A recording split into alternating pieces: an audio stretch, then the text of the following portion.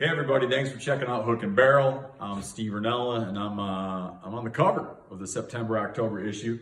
I'm here at my house, and if you watch my show, Meat Eater, there's like a lot of these pieces in here that you might recognize from various things. I first got the idea to make this after, kind of through weird circumstances. Neither of us lived there, but my first date with my wife, we went to the La Brea tar pits in Los Angeles.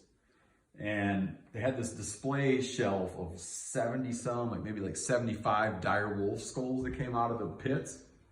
And I said to like my would-be girlfriend / would-be wife how I wanted to make something like that. I didn't make it, but I had it made. I filled it though. So if you watch the show, like you'd see a lot of the stuff on here, man. You just see this from the show, this from the show, that from the show, that from the show. Other stuff didn't make the cut. Like this is a house cat that my little boy found in my buddy Doug Duran's dairy barn. He's not from the show. This is a piece of petrified white-tailed deer antler out of Florida.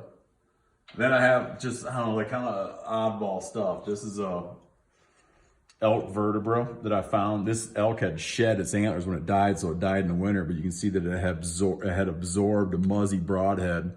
Here's where his spinal column would come through, right? Look at, I mean, that dude was a quarter-inch away from, well, the hunter was a quarter-inch away from having his bull on the ground the second he let his arrow fly. And the elk was a quarter-inch away from death, but lived on. Other things are interesting. So this is like, some things I like is, these are all members of the mustelid. So these are all weasels, right? So like a short-tail weasel, or sorry, that's a long-tail weasel. It's an American mink. That's a marten. That's a skunk. It's kind of cool how they have so many similarities. So this is stuff I like. My old man shot this deer, I think in the 1960s. See his broadhead still dinging around in there. And then here's the thing I'm working on right now. Also not from the show, but no, this will be. Here, bear with me. So I'm just cleaning up this. This is a wild hog boar from Hawaii. He was standing about as far away as my own foot, and I punched him right in the head with an arrow, right in the forehead. He didn't even take a step. That will be on season 11 of Meat Eater. And here's the thing, after all the years doing Meat Eater, we're finally in a position where we can premiere a season of Meat Eater on our own website.